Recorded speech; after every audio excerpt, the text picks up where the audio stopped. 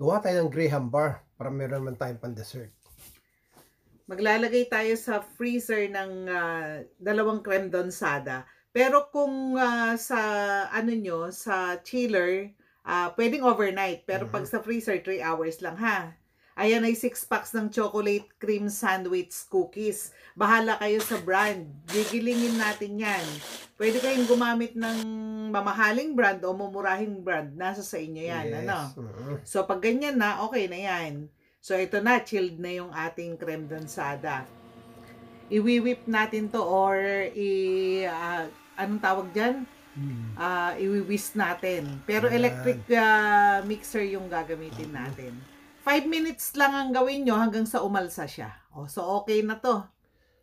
Dip nyo yung Graham sa tubig para malambot pag ikakat na.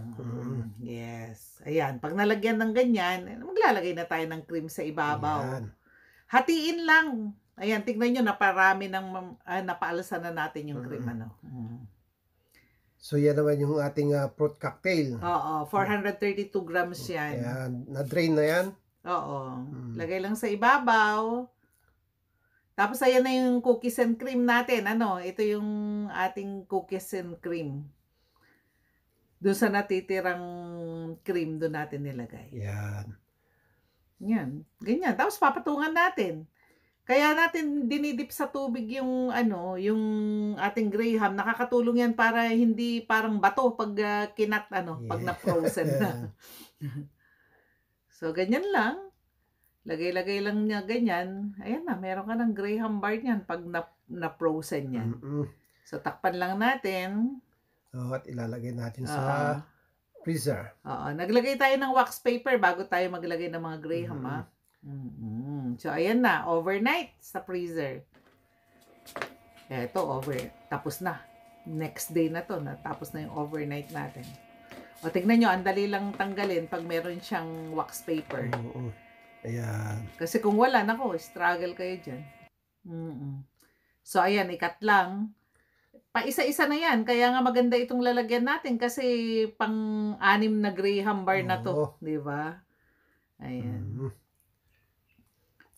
So, tignan natin yung loob. Ayan. O, tignan mo naman yan. Talagang salad na yung datingan. Irarap natin sa aluminum foil o kaya wax paper kung anong meron kayo. Okay lang naman ako sa aluminum foil kasi hindi naman ito ilalagay sa heat. Kaya hindi naman hahalo yan. Pag na-expose lang siya sa heat, dun lang siya delikado. Yes. So, ayan. Ito yung cookies and cream natin. Yan. So, ganyan lang. Lock lang yung both ends. Tapos, saka natin ilalagay sa freezer.